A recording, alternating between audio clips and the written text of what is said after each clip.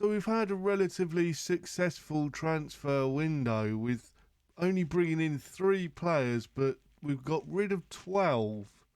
Let's see what business we've actually done and how good we are.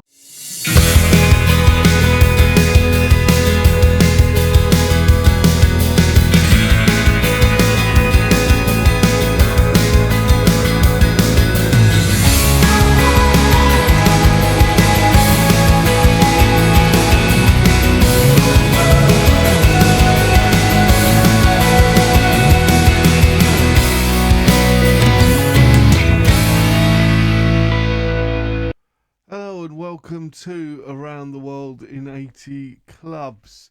So, for the transfer window, let's have a look and see who we got rid of. We got rid of Coplin for 20.5 million. He was okay, but he was just a bit player last season and never going to be anything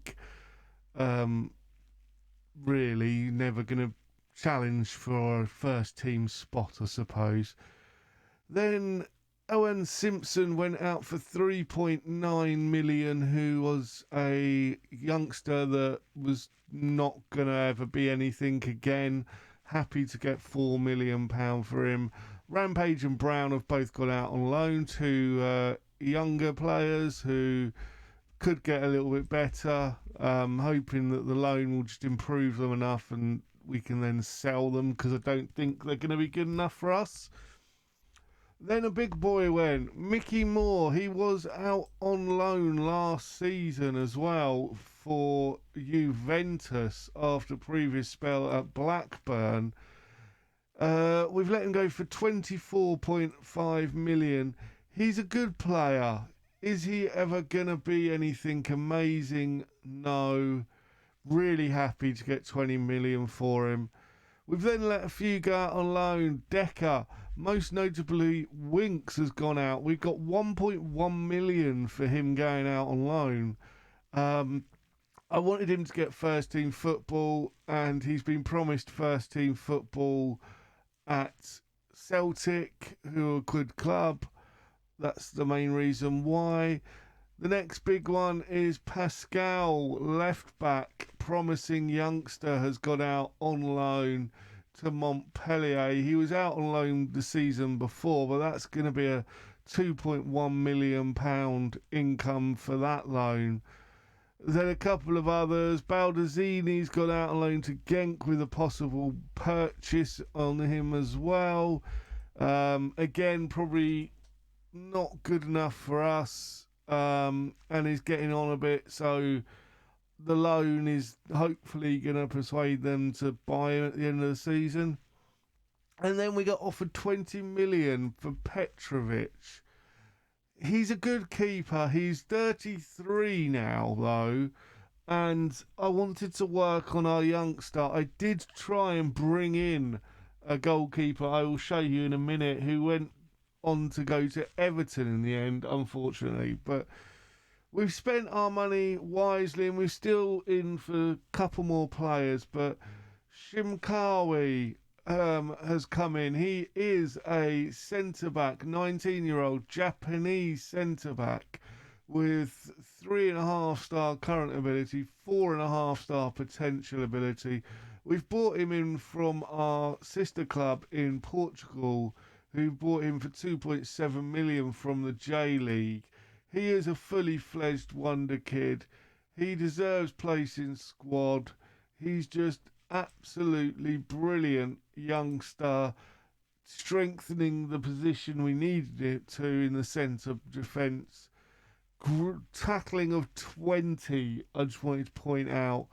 And I don't think I've seen a tackling of 20 to many people. He's not the tallest. He's got good heading and good jumping reach, though. So that sort of negates his height. Next, we went to Arsenal and probably paid a little bit more than needed, 75 million for Marco Oliveres, who came through at Chilean side Universidad before going to Arsenal. we unfortunately didn't know about him earlier. We paid 75 million. He's worth 61 to 79. 2.5 star current ability, but 5 star potential ability. Defensive slash central midfielder. He's 21. He's a good player and offers us a bit more competition in the centre midfield, which is why, again, we looked to let Winks go.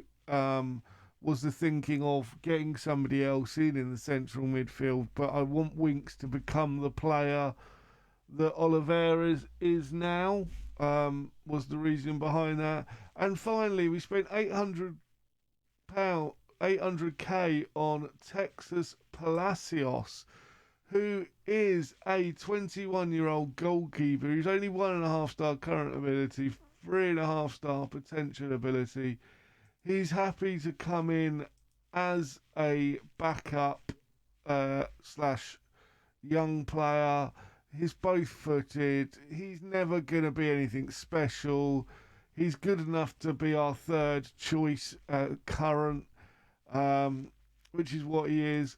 I think Tom Miller will end up overtaking him, who's only 18, and in our under 21s, he probably will come through and be that third place, or Victor might end up leaving.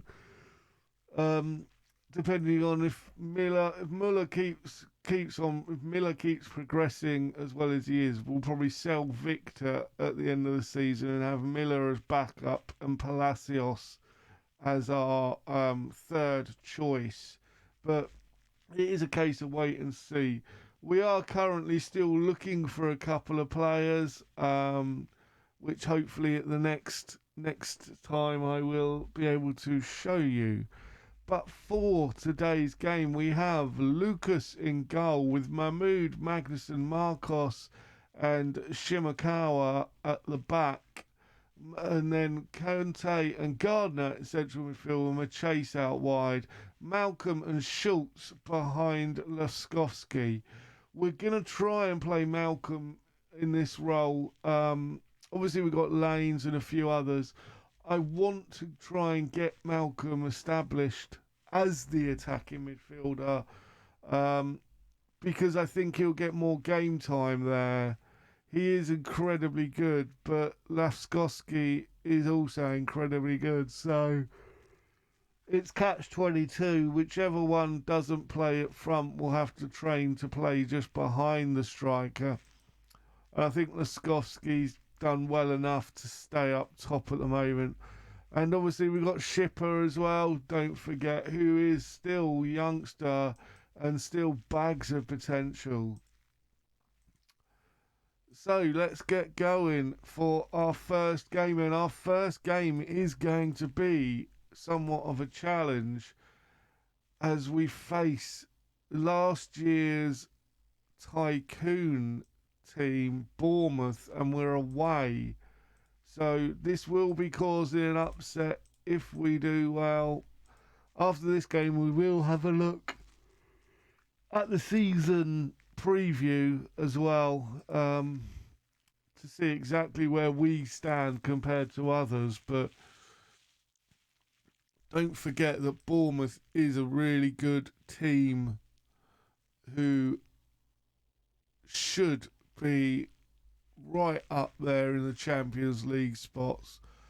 Oddly, something which I didn't mention was last Bournemouth are 1-0 up with Levy Cowill from the corner. Was last season. Last season we had a surprise Champions League winning team. And the team to do it was West Ham, who didn't even qualify for the Champions League, but clearly, well, they have qualified for the Champions League because they won it. It was a shock.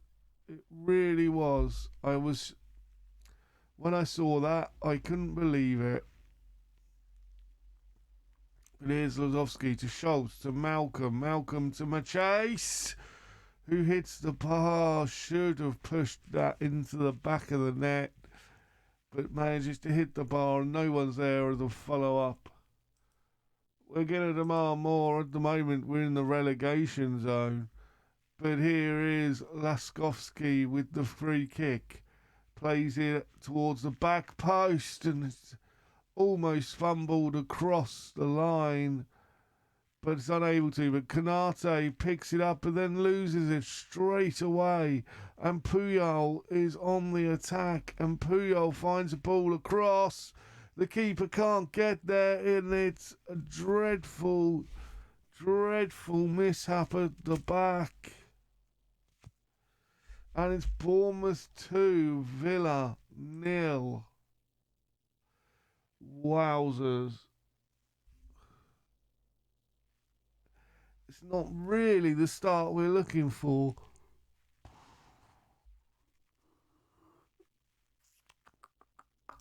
We're going to go attacking. We're going to demand more. We're going to wait till half time and hope that we can change things around.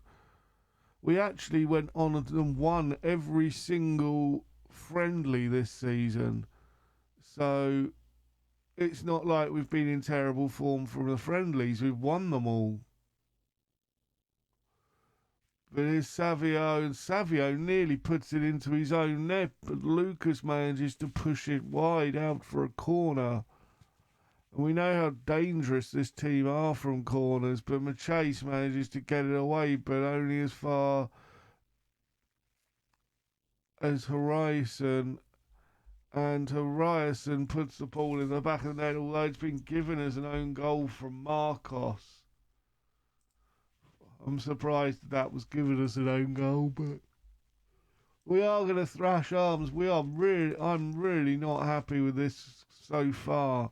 There is no reason we should be losing 3-0 in this game. Well, there is. They've clearly been the better side, but we just need to wake up a bit. Here's Gardner to Malcolm. Malcolm just gives the ball away again. Poor, but Malcolm regains it. Plays it Gardner to Lovskowski. And here's Schultz now. Schultz is free. Schultz! And good save by Heidi to push it out for a corner. On the chase with the corner. Plays it short to Kanate. Machase tries to find a ball across but unable to, and it's cleared, but Marcos picks it up inside our half. Magnuson plays it through trying to find Malcolm but unable to. This is not going according to plan at the moment, and that's definitely not. It's time to change things around a bit. We're gonna throw Shipper on for Laskovsky, who's not played well. Lanes is coming on for Kanate. And you know what? I'm bringing the keeper off. He's played absolutely dreadfully. Something I've never really done in Football Manager, bring the keeper off just for playing badly, but we need to. He's gone. The keeper has gone. Machase is also having a bad game, so we're going to bring Kuhn on for Machase. Schmikawa, Gardner, Kuhn. Lanes. Schultz. Pushed through to their keeper, and Colwell plays it over the top, but Kuhn picks it up. Malcolm now. Malcolm plays it back towards Schultz, and Lanes comes in on the edge of the area and puts the ball in the back of the net to make it 4-1. Grabs the ball, but I think that it's all over already. Here's Lanes now to Schultz, unable to get it on target.